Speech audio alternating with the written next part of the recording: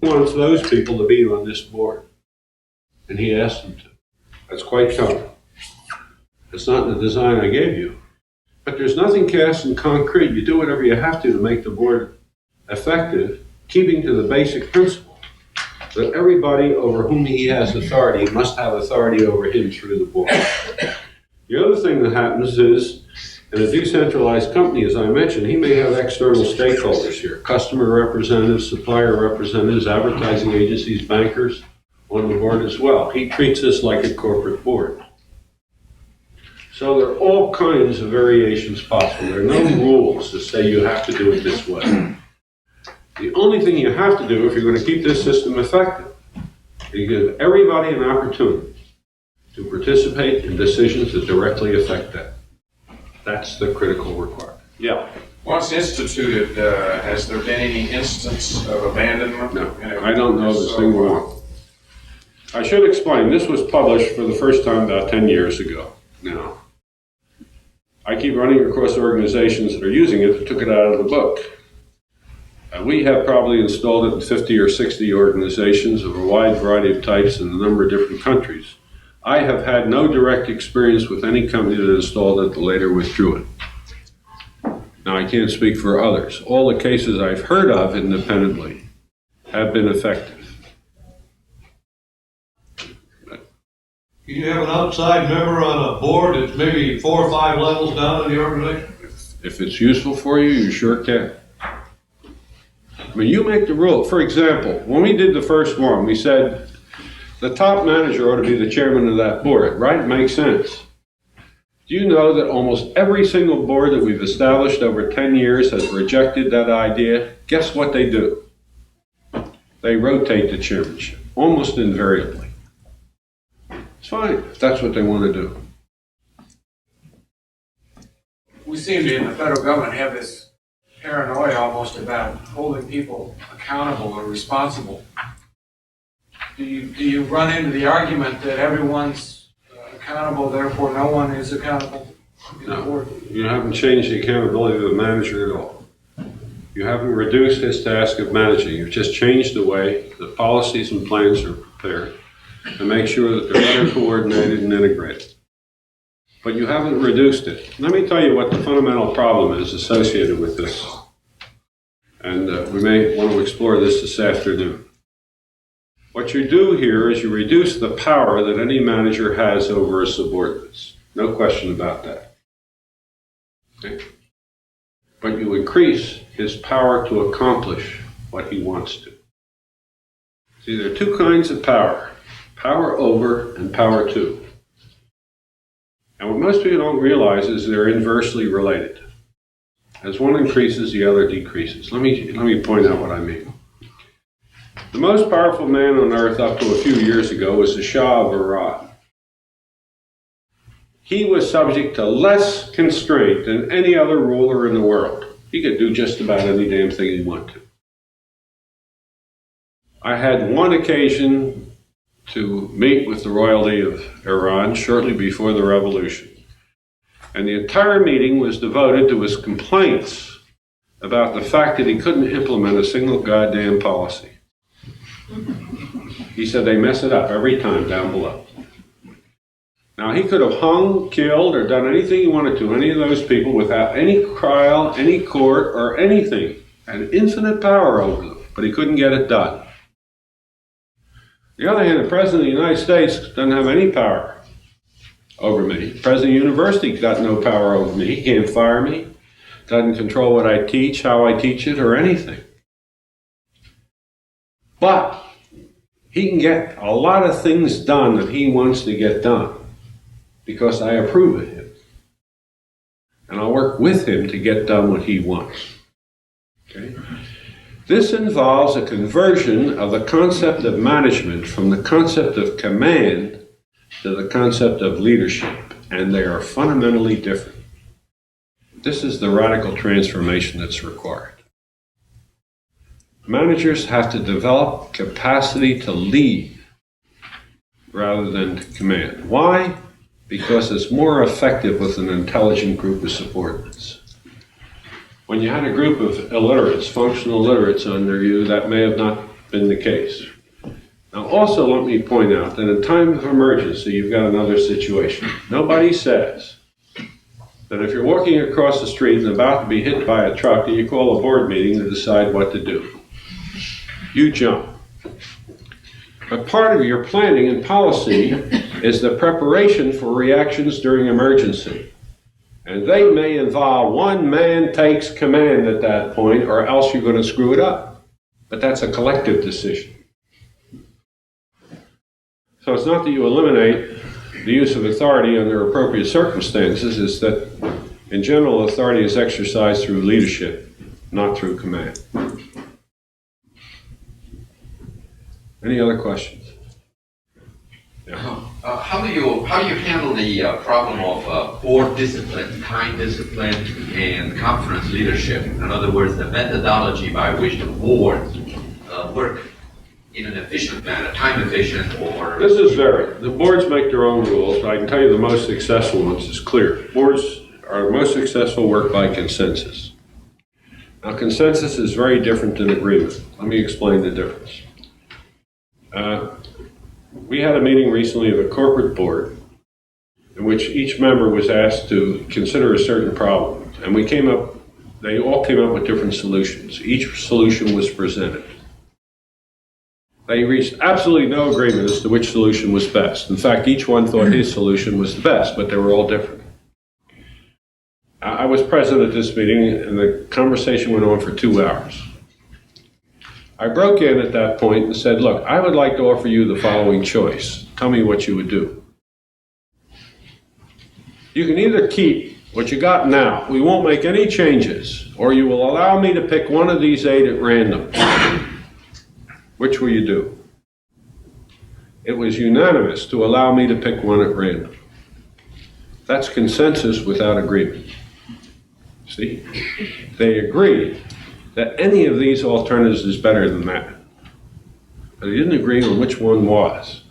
Now, these groups ought to operate on consensus. They don't have to agree that this particular proposal is the best thing that could be done. They have to agree it's better to do this than what we have been doing. Now, you don't always generate consensus. Then what do? When you can't generate consensus, you design a test of the alternatives. And you get consensus on the fairness of the test. It's that double procedure which is the most effective that I've seen. By the way, that's all written up. There's a procedure for going through that process of getting a fair test and so on. I've even had to design it on the issue of capital punishment, where I could not get consensus on whether there ought to be capital punishment or not in a government. We designed a test on which both sides agreed. And the interesting thing was we did it without killing anybody. Any other question? We're just about ready for lunch, so let's have it.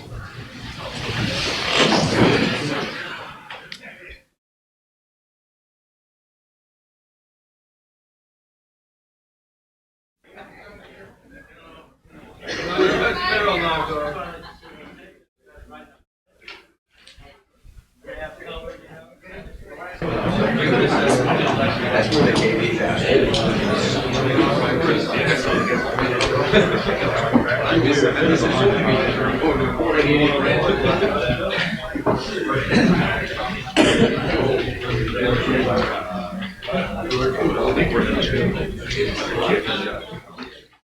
It's conventional in delivery of a sermon to begin with a parable.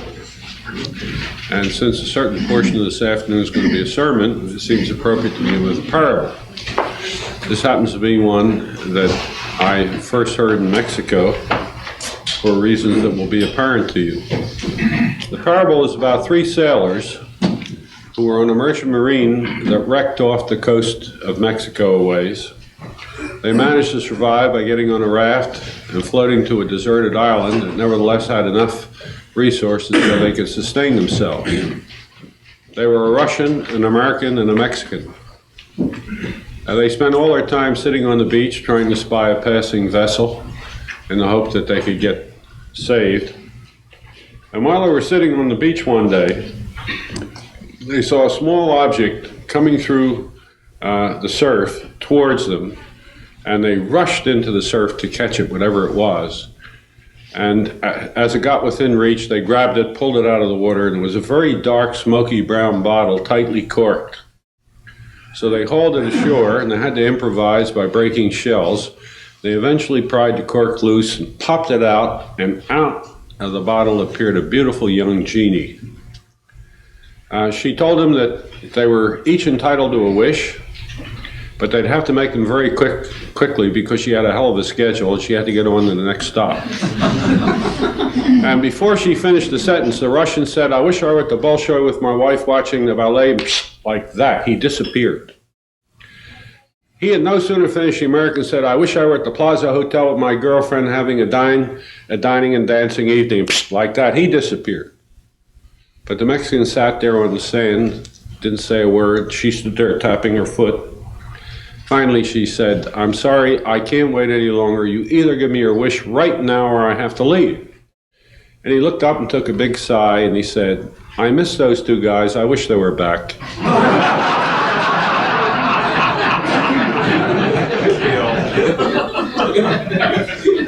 We're going to have something to say about planning, hence the parallel. Management is an incredible phenomenon. We want to look at management now through the evolutionary process we've been going at. And by the way, in this area, it doesn't make any difference whether we talk about Navy, government, corporations, universities, or whatnot. It's completely general. There's a tremendous variety of ways in which people manage. Almost as much variety among managers as there is in color. No, there are an infinite number of colors. But you also know something about color that's important, namely that all color reduces to 3 elementary colors: red, blue, and yellow. The infinite variety simply comes about by various mixtures of the 3 basic pigments. Well, it turns out management is exactly the same. There are 3 fundamental types of management which appear in different mixtures in an individual and organization over time that make up all the variety. And moreover, in most organizations, one type of management dominates. So it becomes possible to look at an organization and say you're type A, B, or C, depending on the one that's the dominant one. But in any organization, you'll find them all to some degree. Now, with that proviso, if you keep thinking of them as primary numbers, I'm going to describe to you the pure forms. The thing that distinguishes between these basic types of management is their attitude towards time. Now, time is a very nice variable because it breaks into 3 parts: the past, the present, and the future. Attitudes, an even nicer variable because it breaks into 2: favorable and unfavorable. Now, I have to apologize for what I'm about to do to you. I want to use a little mathematics, and I'm sorry. And if it throws any of you, let me know, and I'll try to do it in words. But I'd like to use a plus sign for a favorable attitude and a minus sign for an unfavorable one. And hope it causes no trouble. The first type of management is dissatisfied with the current state of affairs. That means it has a negative attitude towards the present. Furthermore, it doesn't like the way things are going. They're getting worse. What it likes is the way they used to be. Therefore, their primary objective is to recreate a previous state. And therefore, I'm going to call this reactive management. Its primary logic is described in their attitude towards change. They want to unmake change. Now let me make explicit what that means. The logic of this type of management goes as follows. I came into work today and I was confronted with a problem I didn't have yesterday. What the hell happened to cause that problem? Who's to blame? If I can find the cause of the problem and remove it, I'll be back to where I was. And that's fine. That's where I want to be. Now, when you put it that way, it doesn't sound very reactive, but it is. The primary objective is to go back to a previous state in which the problem didn't exist. This logic pervades our public life. In the 1920s, we developed a major social problem in the United States called alcoholism, right? We looked around and said, what's the blame for alcoholism? What was the answer? Alcohol. What do you do about it? Prohibit it. That's typically reactive. Get rid of it. And then we'll be back to where we were. It happened it didn't work, as you know. We didn't get rid of alcohol. And we got something else we hadn't bargained for called organized crime. But that didn't reduce our commitment to the method. In the 60s, when we began to develop a drug addiction problem in the United States, we looked around and said, what's the cause of that? Narcotics. So we illegalized them all. We're the only developed country in the world that did. And today we have the highest rate of addiction of any of the developed countries of the world. But nevertheless, we're committed. Perhaps the prime example of that commitment is in the way we treat crime. Crime is an undesirable social state. We look around and say, who's to blame for crime? The answer is the criminal. Therefore, get rid of him, imprison them. Despite the fact that all the data shows that crime is increasing despite imprisonment, and in prison is a college of crime. So 80% of the people who go in will go in again, and they'll go in the second time for a worse crime than committed the first time because they learned how to do better crime while they were in there. So we produce a school for perpetuating crime through the reactive mode. Now, reactive management tends to romanticize and idealize the past and see the solutions to problems back there. Therefore, what it reveres is history. History reveals the solutions to problems. So it's not surprising that one of the favorite aphorisms of a reactive manager is, dash is the best teacher. What is it? Experience, right. Experience is the best teacher is a typical reactive aphorism. What's the best school to go to? Right. They're straight reactive concepts.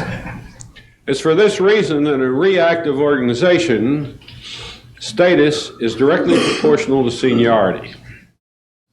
It's not surprising that the man at the top is referred to as the old man, right, because he generally is. As a matter of fact, studies have shown that on the average, he's 11 years older than his counterpart in other types of organizations. He does tend to be the old man. The enemy of this type of organization is change, because change is retrogressive. So they look out there and say, what's the primary driving force producing change in society? And what do you think their answer is? What's primarily responsible for all the change that's going on? Necessity. Necessity. No. It's so obvious you're having trouble with it. Technology. Technology is the driving force of all the changes we're going through. And therefore, technology is the devil. Literally. If we look historically at reactive management, you can see the development of this very clearly. How many of you ever read Charles Snow's famous essay, The War of Two Cultures?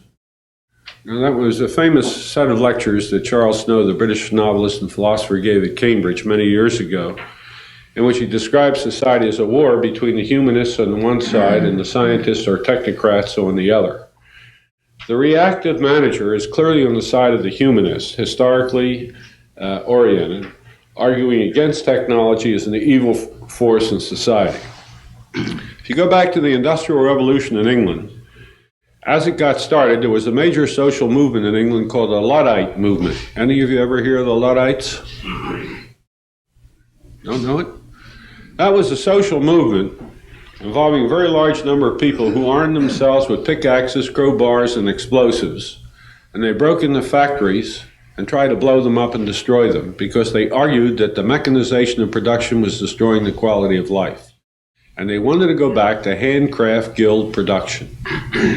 Typical reactive movement. In the middle of the French Revolution, the principal intellectual leader who emerged was Jean-Jacques Rousseau, a philosopher, who led what was called the Back to Nature movement. He tried to convince the French public that they ought to abandon the cities and the factories, go into the country, strip down, and prance in a nude over the prairies whistling Bach. He painted the picture of the idyllic pastoral life, getting back to nature and restoring the quality of life. At the end of the 19th century in England, John Ruskin and William Morris led a movement called the Gothic Revival. And they literally built towns modeled after medieval communities in which they brought artisans and craftsmen and went back to medieval type production, produced some very great art in these communities, particularly industrial kind of art, but it was all individually made because they claimed that industrialized England was destroying the quality of life and the quality of art. In the United States in the 1960s, when the hippie movement was going, there was a large subgroup in the hippie movement that withdrew, formed communes, went up to British Columbia, bought land, and tried to do organic farming using no implements except their hands and feet. There's a marvelous record of one such group written by the son of one of the cult heroes of the 60s. Kurt Vonnegut was one of the real popular novelists of the kids in the 60s. And he had a son by the name of Mark, who was a member of one of these communes. And Mark came back and wrote a book called Return from Eden about one of these, an effort to go back to nature and escape the harshness and crassness of highly industrialized, technologically oriented life.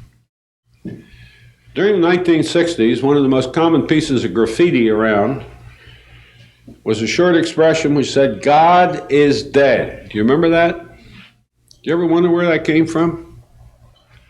Came from a book written by a French mystic, Jacques Ellul, E-L-L-U-L.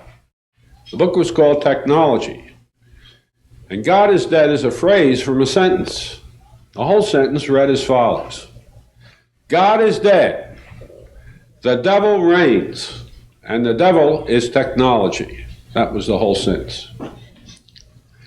So the reactive sees technology as a threat and wants to get back to the eternal verities.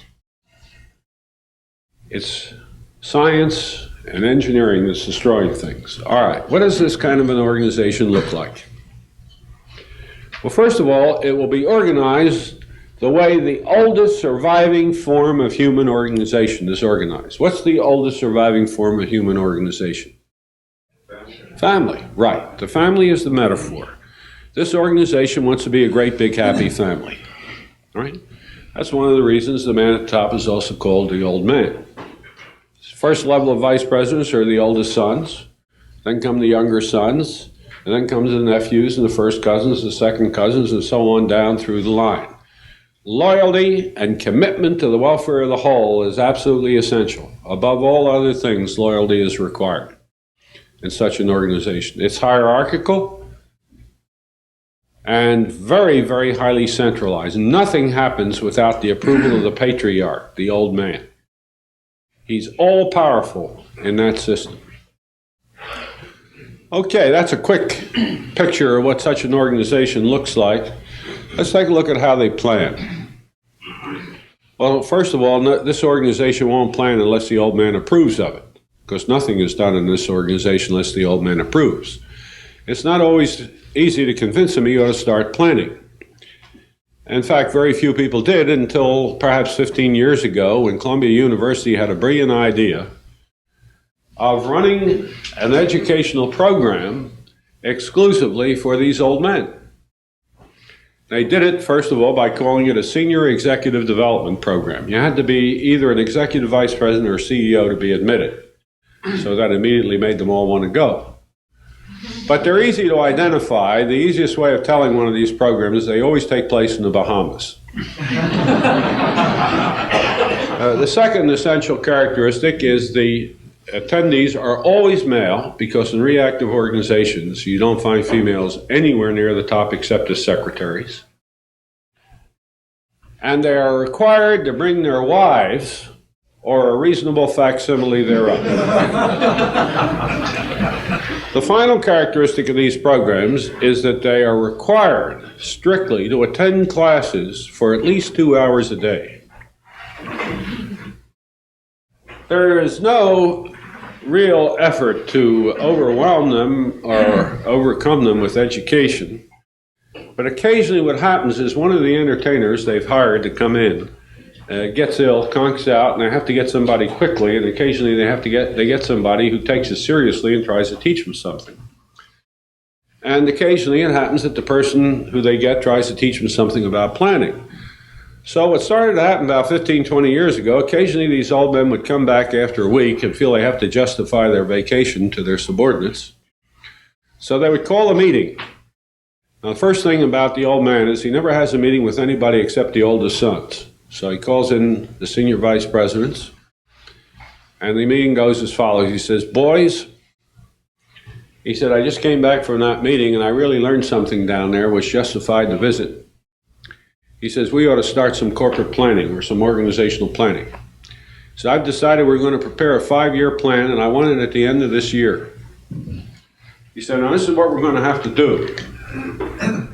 He said, "In order for me to have a corporate plan at the end of the year, I'm going to need a plan from each one of you in 11 months for your divisions. Is that clear?" And they say, "Yes, sir," click their heels, salute, and leave. And they call in the next level. And they say, "Boys, the old man wants a corporate plan in a year. It means I got to have a divisional plan in 11 months. So I need a plan from each of you for your department in 10 months. Is that clear?" And they say, "Yes, sir," click their heels, salute, and leave. And this process just keeps going down. And it keeps going down until they reach the indivisible part, the atom of the organization. This is Joe and his workforce. Now you can see what happens. If this is IBM or GE, you've got more levels than you got months. So they call Joe in and say, "Hey, Joe, the old man wants a corporate plan, and we got to start with you. So we need a plan for your section 6 months ago." Now, he's used to that kind of request. So the planning, although initiated from the top, will begin at the bottom. Okay? So the first thing to notice about reactive management is it engages in what's called bottom-up planning. As you'll see, the planning will migrate up from the bottom to the top. Now, what's the planning look like? Well, let's take a look. This is a reactive organization. So the first thing you do is make a list of all the things that are wrong with the present situation. These are called deficiencies. Well, it's easy. Anybody can sit down and make a list of all the things that are wrong. That's an easy step. The second step is harder. You design an effort to identify the cause of the deficiency and remove it. That's called a project. So we now have a project for each deficiency. So we have deficiency 1, deficiency 2, and so on, and we have project 1, project 2, and so on down the line. Next step, estimate the cost of the project. So we get a cost estimate for each project. Next step, estimate the benefit of the project. Then we combine the cost and the benefit, either the ratio, a difference, it depends on the measures used, to get a measure of performance. Net benefit. And now you can set priorities. Easily enough, you take the project with the highest performance measure, give it priority 1, 2, 3, 4, 5, and so on. He's now completed the first phase of planning. Second phase. He has to decide how much resources are going to be available to him for engaging in these projects. Now, the fact is he knows pretty well. Let's say he had $100,000 available to him last year. If it was a good year, he'll get 5 or 10% more this year. He knows that. If it was a bad year, he'll get 5 or 10% less. If it's a so-so year, he's going to get the same thing. That's not the problem. The problem is how much does he have to ask for to get that amount? Because you never get what you ask for. Now, if he's a smart manager, he will consult the literature, and extensive studies have been done on this, and we know what the average is in the American industry. I don't know what it is in the American military, but I suspect it isn't very much different. The appropriate multiplier is 2. So if he decides he wants 100,000, he starts off by saying, "I'm going to ask for 200,000. That's the second phase. Third phase. He now picks priority project number 1 and looks at its cost. Let's say it's $50,000. He subtracts that from the $200,000 and leaves him $150,000. He takes priority project number 2 is $25,000. He subtracts that and he keeps working his way down the priority list until he's used the $200,000. He has 15 projects now. He now packages them. He produces a document which he brings these 15 projects together, defending them, making all sorts of promises about the rewards to be obtained by conducting them, and that's his plan, which he then submits to his immediate boss. All right, now what happens with his immediate boss? We've got to come back to this diagram.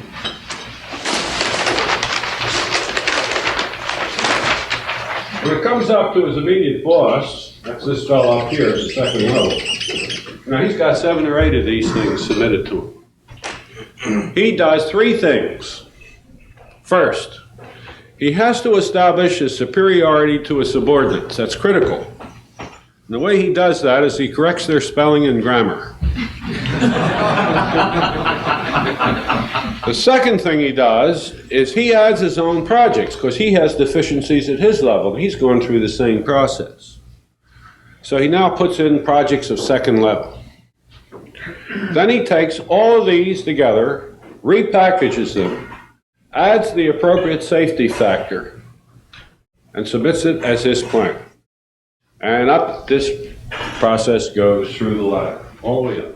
Eventually reaches here, and they put together a corporate plan or a departmental plan or an agency plan which consists of 150 or 200 projects with an allocation of resources to them and a statement of the expected benefits from each. About 25% of the corporate plans I've ever seen, and I've seen over 400 of them, are exactly of this form. And in government, it's about 50%. This type of planning is much more common in government than it is in industry, but it's not rare in industry. Before I look at this seriously with you to see what's wrong with it, I'd like to share an experience I had a couple years ago.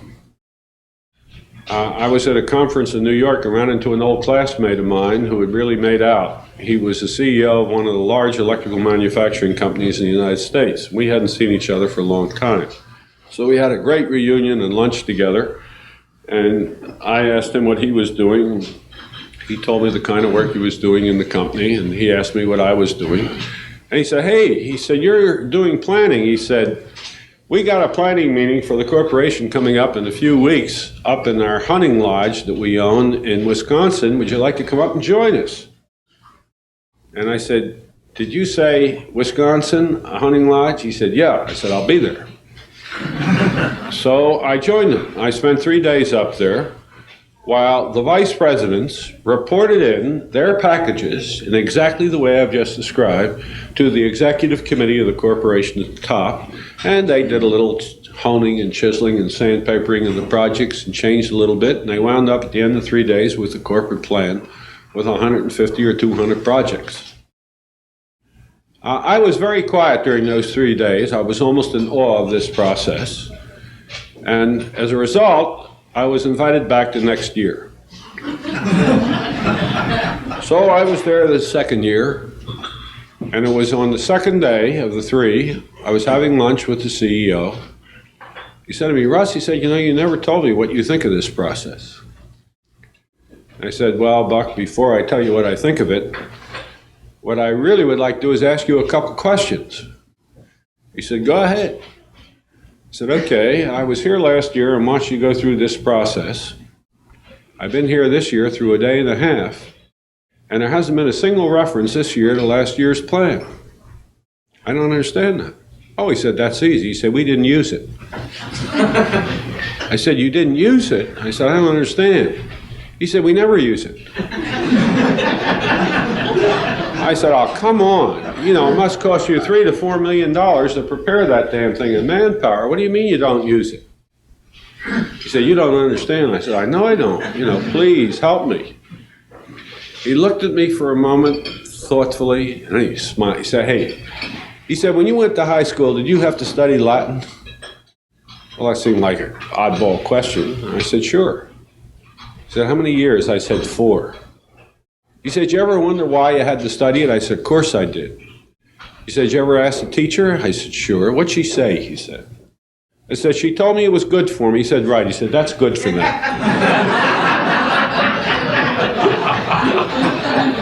Now, at the time,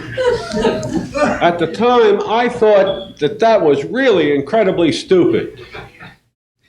It took me a long time to realize what a genius that guy was, because he knew something I didn't know.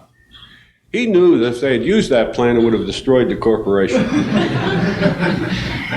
Of course, that leaves open the question why they did it, but the fact is, it was a destructive process if they had followed through. Why? Well, there are 2 reasons. One obvious, and one not at all, but it will be to you now that you're educated. The first is that this planning is directed at getting rid of what you don't want, right?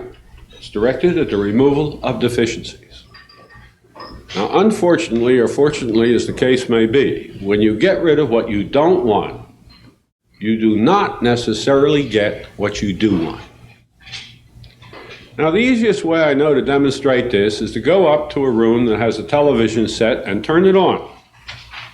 What's the probability you will get a program you want? I have calculated this very carefully over the years, and it's 0.01. 1 out of 100 times I will get a program I want. Now, it's very easy to get rid of. All I have to do is turn the channel. What's the probability I will get a program I want? 0.01.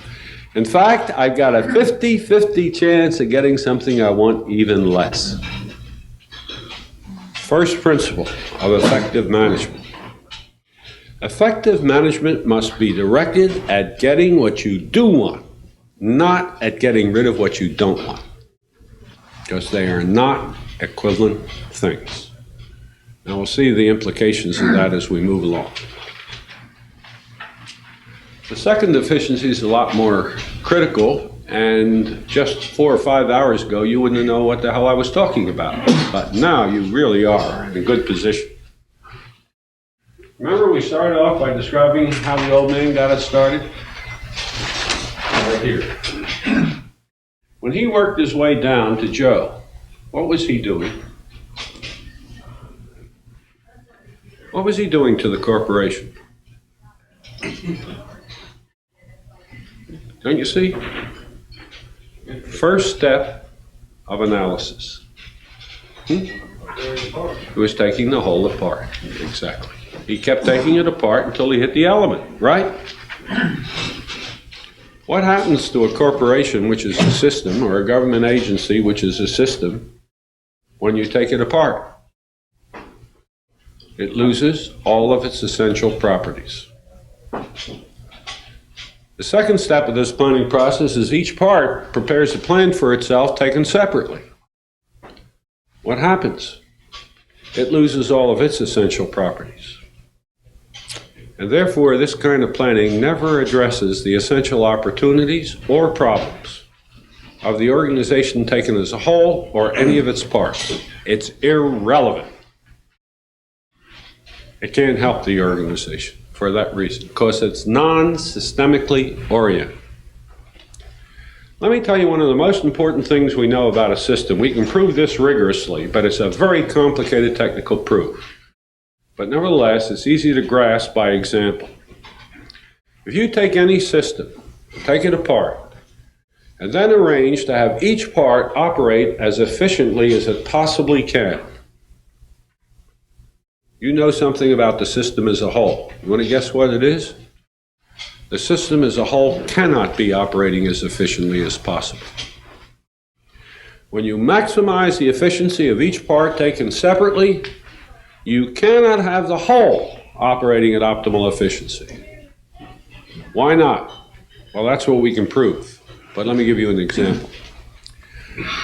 Incidental intelligence. This is for your trivial pursuits. I don't know whether it's any longer true, but a couple years ago I read in the New York Times that there are 142 makes of automobile available in the United States. I like that number, so I'm going to have you engage with me in what Galileo called a thought experiment. It's an experiment so simple we can do it in our heads. Let's buy one of each of the 142 automobiles, bring them into a big garage. You with me? Now we go out and hire 50 of the best automotive engineers in the United States. We give them the following job. Tell us which one of these cars has the best carburetor. Well, they go off, this is great fun. And they come back sometime later and say the Mercedes has the best carburetor. So we make a note, carburetor, Mercedes. Say, okay, now take the transmission and do the same thing. They run off and they come back, say Lincoln's got the best transmission. So we make a note, transmission, Lincoln. Take the distributor. They come back and say the Volkswagen's got the best distributor. One by one, we take every part required for an automobile and they tell us the best one available. Okay, you got the picture? Now we take the composite list and give it back to them. And say, take the carburetor off the Mercedes, the transmission off the Lincoln, and so on down this list and put it together into the best possible automobile. We're going to have all the best parts. And the simple fact is we don't even get an automobile. Not only do we not get a good one, we don't even get an automobile. The reason's perfectly clear. Why? Parts don't fit. The performance of a system is never the sum of the performance of its parts. It is the product of their interactions. Effective management must be the management of the interactions of units, not the actions of units. This type of planning is planning the actions of units, never the interactions. What kinds of organizations tend to be reactive in their culture? Well, the ones that blew it some years ago. They failed to make an important technological change. The steel industry, which failed to see what the oxygen furnace was about. Other industries which failed to see the value of automation. The railroads, which didn't see the value of the diesel until it was much too late and they'd been overtaken by the truck.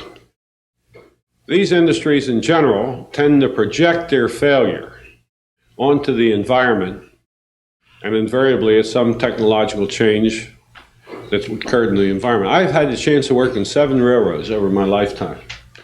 It's marvelous because I know the solution to the problem before I begin. I don't even have to know what the problem is. I know what the solve is. The railroad is a system of solutions looking for problems to apply them to.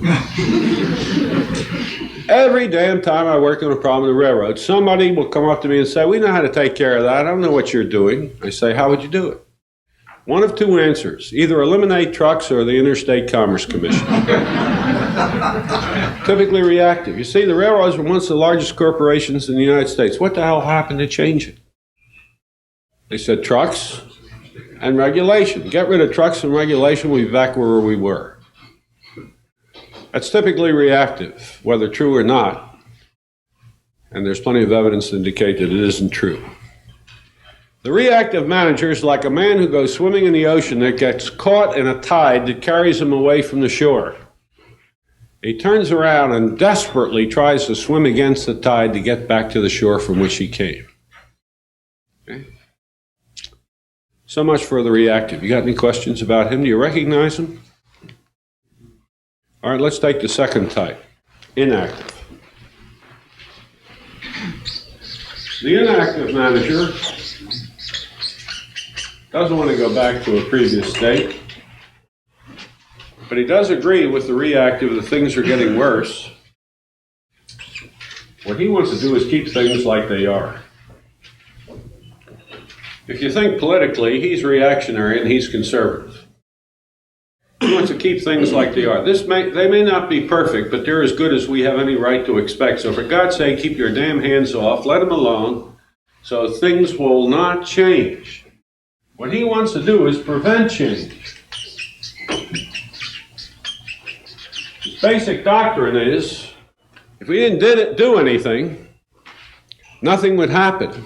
And if nothing happened, that'd be marvelous. Because we like things the way they are. The patron saint of inactive managers is a great German philosopher of the late Renaissance, Leibniz. Leibniz is the one who proved that the world is the best possible world. Now, you might be interested in the proof, so I'll share it with you. One as follows. Leibniz said in order to conduct any discussion, we have to have an agreed upon definition of critical terms. He said the most important term in the discussion I want to have with you is God. He said, by God, I mean a perfect being. He said, if you accept that, we can go ahead. Well, that's easy to accept. He said, now imagine two gods, alike in every respect except one exists and one doesn't. Which of the two gods would be the more perfect? He said, clearly the one that exists. But since God is by definition perfect, therefore God must exist. That's the first part of his proof. You like that? That's nothing. What do you hear the second part? Imagine two gods, each of whom have created a universe. One universe is perfect and one is imperfect.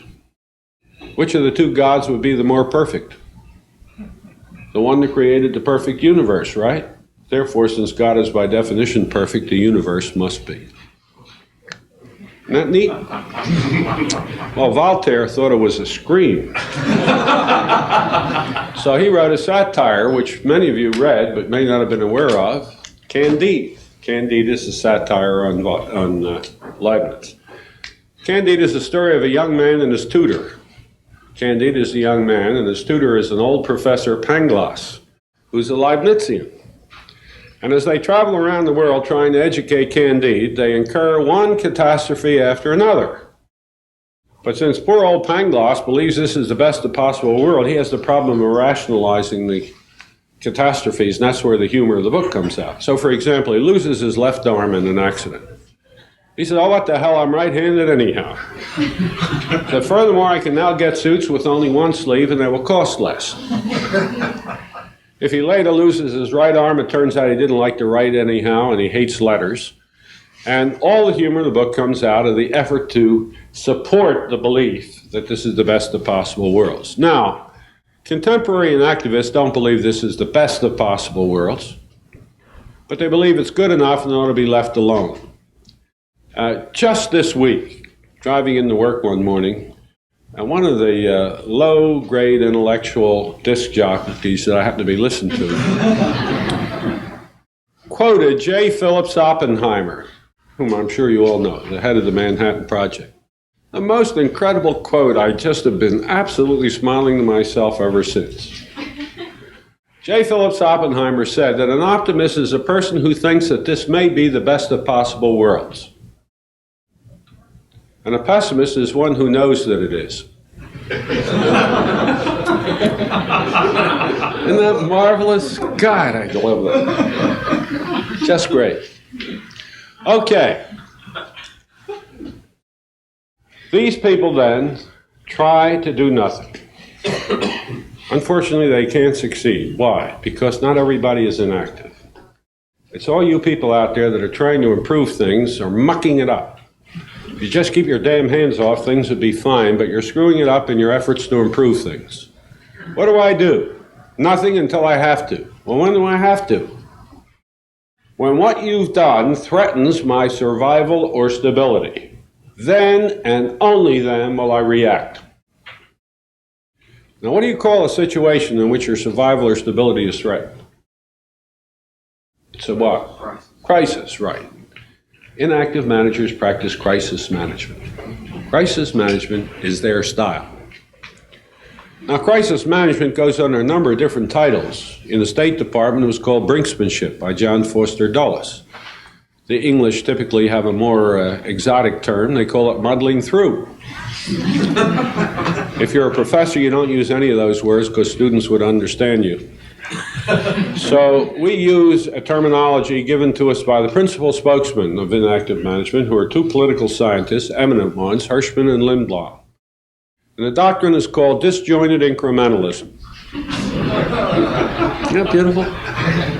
Disjointed, what does that mean? You act only when you have to, not accordance with any plan, only under emergencies. Incrementalism means you do as little as you can possibly get away with, no more than you have to. You don't try to solve the problem, you try to turn off the heat. If you got a racial crisis, as we did in the 60s, the administration didn't try to solve the race problem, it tried to stop the rioting. So that what you're trying to do is remove the symptoms, so you're not going after the cause the way the reactive is. Well, be that as it may, with the increasing number of crises due to accelerating change, the inactive manager is far from inactive. He's coping with crises day after day, but even if he wasn't, he'd be busy as hell. The reason he'd be busy as hell is it takes a hell of a lot of work to keep people busy doing nothing. It just doesn't happen naturally. See, people have this terrible inclination to do something, and you can't stop it. But what you have to do is allow them to do something that has no effect. And that's hard. We have succeeded, however, I'm happy to say, by first inventing a type of organization which is dedicated to occupying people doing nothing, and then a process to engage them in it. The type of organization is called a what? Well, it's a synonym for it. It's called a bureaucracy. Bureaucracy is an organization whose primary purpose is to keep people busy doing nothing. Now, it makes all kinds of other declarations, but believe me, that's what it is. The process that it employs is called red tape. Now, it's easy to see. Let me just take a simple example. I live in the state of Pennsylvania. We have to get our car inspected twice a year. And we get our license every 2 years, and it's very simple. To get my license, this is all I have to do. I receive from the state an envelope, and in the envelope there's a pre-punched IBM card and a self-addressed return envelope. I check the entry in the IBM card, sign the card, make out a check, take the check and the card, put it in the envelope and seal it, put a stamp on it and mail it. 15 minutes. And a week later, I received my license. Very easy. Now, I lived in Mexico in '76. And in Mexico, you have to renew your license every 6 months. So the first thing to observe is 4 times as often. Every time I renewed my license, I had to fill out a 3.5-page form, which you could not get by mail. I had to go to a government office to get it. Having gotten it and filled it out, of course in Spanish, which I couldn't speak, I then had to get 16 endorsements. It took me an average of 2.5 days to do it every time I renewed my license. Now, at the end of that, I got a little card which said I was authorized to drive a car. Exactly what I get from the state of Pennsylvania. What was the difference? Output was identical. The difference is the number of people kept busy. What were they busy doing? Nothing. Absolutely nothing. The output's identical. That's what bureaucracy is about. It's bad enough that these people do nothing. The real problem is they find ways of obstructing the people who have something to do. Because I was busy trying to do something, and I had to waste 2.5 days doing nothing. The worst I've ever seen is I happened to have a trip to the Middle East in the '70s, and my first stop was in Turkey. I was at Ankara. And one of my former students was my host. He was the head of science and technology for the Turkish government. And he insisted on showing me the new buildings of the University of Ankara. So we went off to take a tour of buildings. And they were very proud of the fact that the new building had automatic elevators in, the first that they had in Turkey at the time. And they were turned out to be Westinghouse elevators. So he wanted me to take a ride in them. This was going to be a great novelty. So we got into the elevator, and there was a little girl in a uniform who asked us what floor we wanted to go to, and she pushed the buttons for us. What was she doing there? You know, what the hell's the point of an automatic elevator if you got an operator? I thought, I turned to him and I said, my God, you know, what a hell of a way to create employment. It's a real bankruptcy of the human being that he can't find a productive way to use people. He got to waste them doing this. And I went on, gave a long lecture, and if I had known what was going to happen a week later, I would have shut up. Because a week later, I was in Iran, in Tehran. And they wanted to show me a new building that had been built there. We went and lo and behold, they had Westinghouse automatic elevators, and they insisted on taking me for a ride. In the elevator was a pretty little girl in a uniform who pushed the buttons for you. And out in the hall was a pretty little boy in a uniform who asked you if you wanted to go up or down and push that button for you. Isn't that awful? What were they doing? Absolutely nothing. That's what inactive managers are engaged in, keeping people busy doing nothing. Now, what kind of an organization can survive doing nothing? That's the important question. Only those whose survival is independent of their performance. What kind of organizations can survive independently of their performance? The answer is easy. Subsidized organizations. Now, when I say that, of course, the first thing everybody thinks of is government. That's true. Government is overwhelmingly inactive for perfectly obvious reasons. It's hard to have a better life than to get well paid for doing nothing. Very little pressure on you except to look busy. And that's fairly easy after a while. But government isn't the only culprit. Every corporation is full of it. You know, some of you were saying to me, God, you know, and a corporation must be great. They're driven by profit. That's true. The corporation is. But the personnel department isn't. It doesn't have any P&L statement. The advertising department isn't. The research and development department isn't. The external affairs isn't. They are subsidized bureaucracies with no measure of performance applied to them, and they're busy making work. I just engaged in a study with a major corporation in this country, and we went from 850 in corporate headquarters to 72. And for the first time in 15 years, it's working well. We got rid of all those damn obstructions. We didn't fire all those people. We got rid of them other ways. Shot a few here and there. But now it's working well because everybody that's there has got something to do that needs to be done.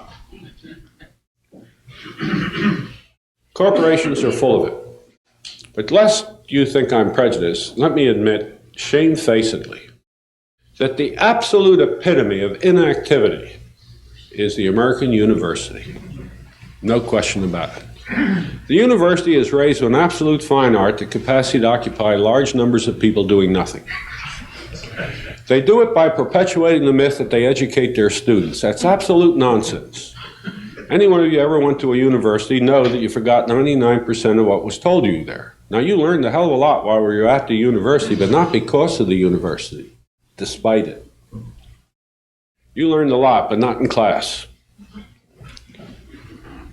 The university, it's incredible. You know what a full load is considered to be in a major university in the United States? You teach 6 hours a week. We are the highest paid people in the United States per hour of work. Not the highest paid people, but per hour of work. It's just unbelievable. Can you imagine grown men going in and giving twice a week a course that they've given each week for the last 30 years, and that's called a full-time job? The president of my university, in a recent faculty meeting, in a rare moment of candor and perception, said to the faculty, "Gentlemen, do you realize that this place is as hard to change as a cemetery?" And I was sitting in the audience and I couldn't resist. I said, "And do you realize that the reasons are exactly the same?"